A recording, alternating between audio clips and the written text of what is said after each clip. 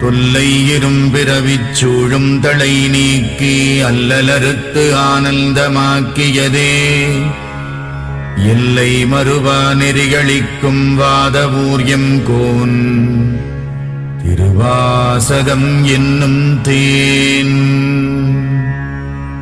நமச்சிவாய வாழ்க, நாதந்தாள் வாழ்க, இமைப்பொழுதும் என் நெஞ்சில் நீங்காதான் தாழ்வாழ்க. கோகழியாண்ட குருமணி தந்தாள் வாழ்க, ஆகமம் ஆகி நின்று அன்னிப்பான் தாழ்வாழ்க.